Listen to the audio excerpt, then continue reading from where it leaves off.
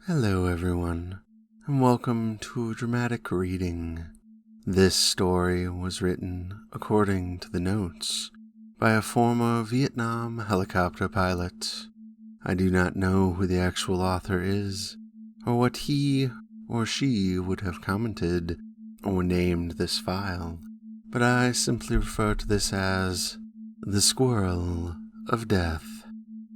If you know who it is that wrote this, please let me know, as I would love to give them full credit. Let's begin.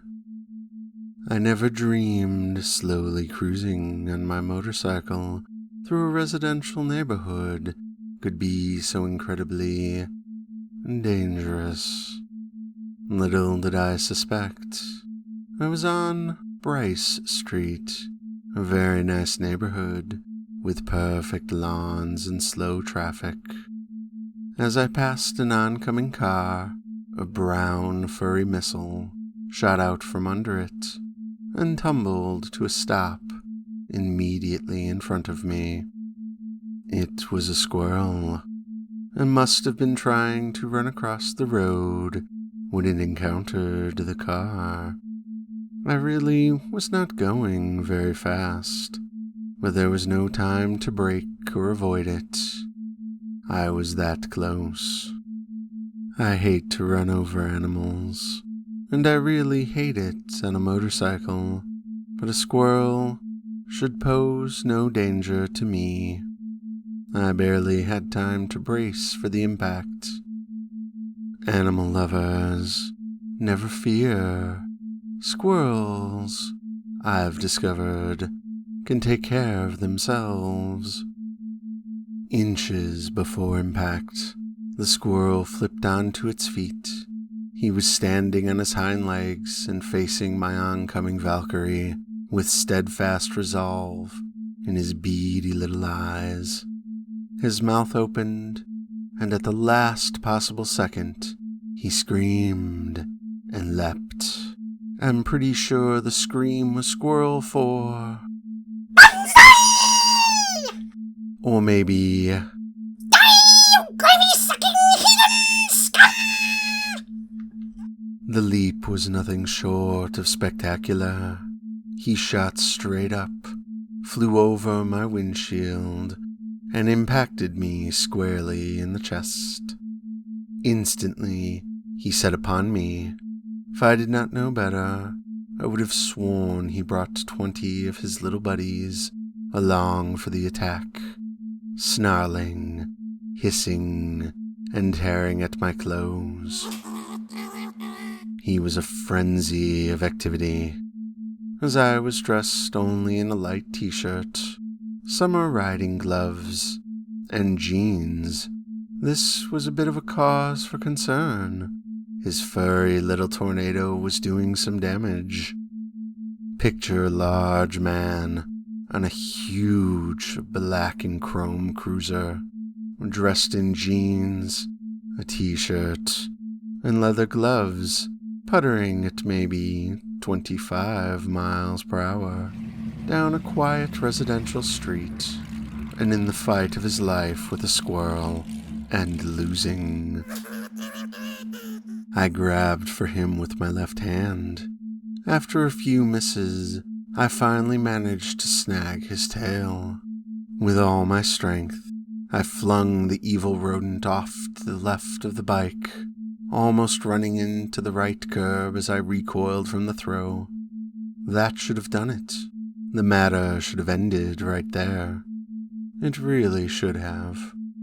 The squirrel could have sailed into one of the pristine kept yards and gone out about his business, and I could have headed home. No one would have to be the wiser. But this was no ordinary squirrel. This was not even an ordinary angry squirrel. This was an evil mutant attack squirrel of death.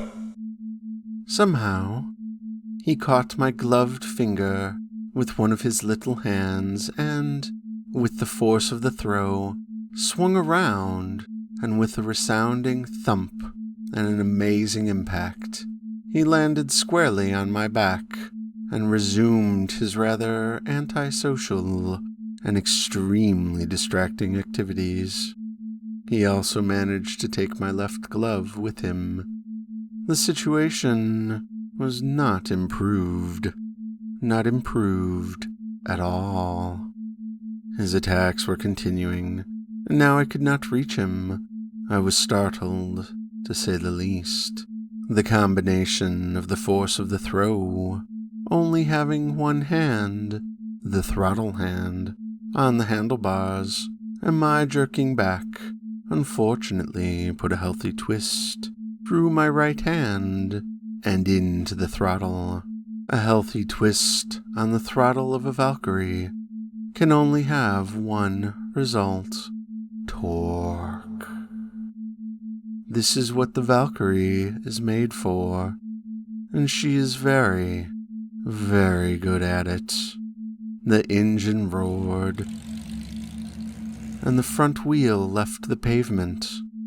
The squirrel screamed in anger. The Valkyrie screamed in ecstasy. And I screamed in, well, I just plain screamed.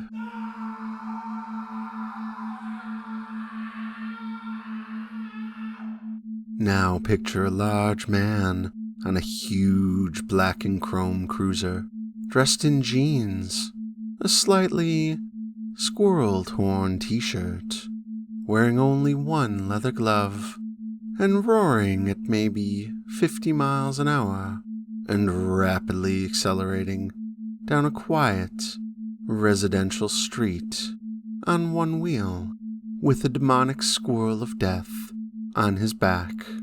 The man and the squirrel are both screaming bloody murder.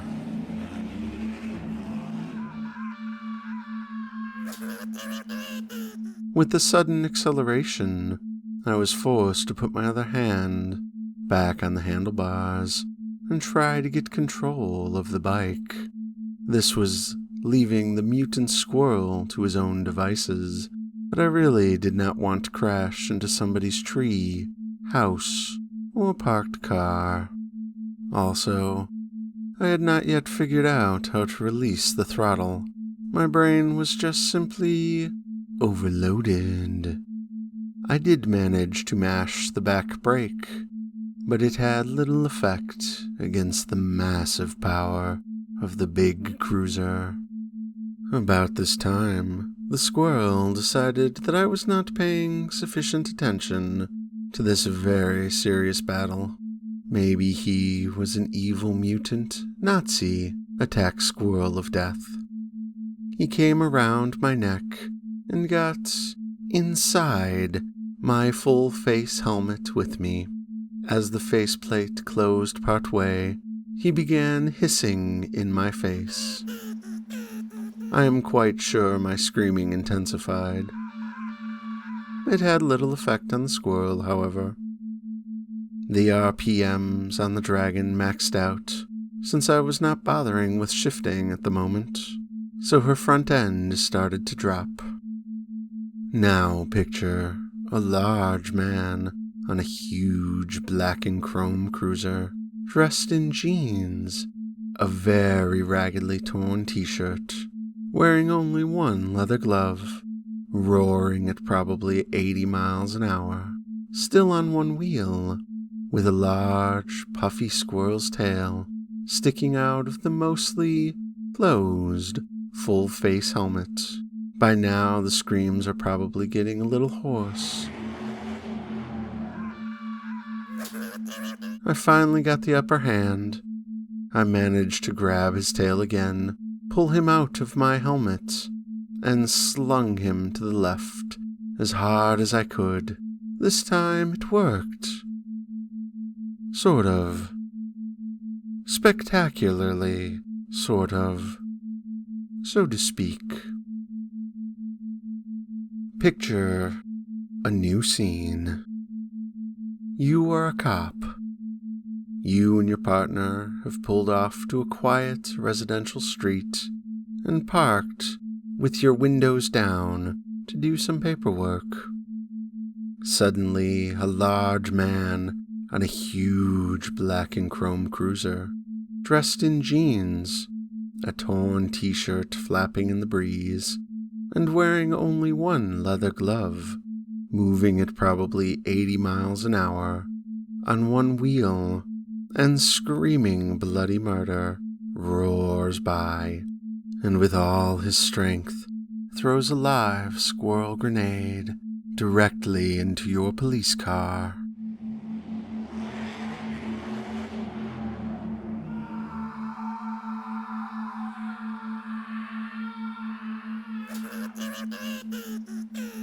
I heard screams. They weren't mine. I managed to get the big motorcycle under control and drop the front wheel to the ground. I then used maximum braking and skidded to a stop in a cloud of tire smoke at the stop sign of a busy cross street. I would have returned to fess up and get my glove back. I really would have. Really. Except for two things. First, the cops did not seem interested or the slightest bit concerned about me at the moment. When I looked back, the doors on both sides of the patrol car were flung wide open. The cop from the passenger side was on his back, doing a crab walk into somebody's front yard, quickly moving away from the car. The cop who had been in the driver's seat was standing in the street, aiming a riot shotgun at his own police car. So the cops were not interested in me. They often insist to let the professionals handle it, anyways. That was one thing. The other, well, I could clearly see shredded and flying pieces of foam and upholstery from the back seat, but I could also swear I saw the squirrel in the back window shaking his little fist at me. That is one dangerous squirrel, and now he has a patrol car, a somewhat shredded patrol car, but it was all his.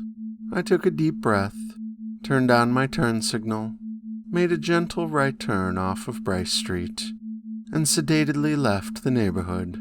I decided it was best to just buy myself a new pair of gloves and a whole lot of Band-Aids. Thank you all for listening. I dedicate this to the motorcycle guy that drives around my neighborhood every damn time I try to record. May he one day have such an exciting story to tell. Thank you, and have a good day.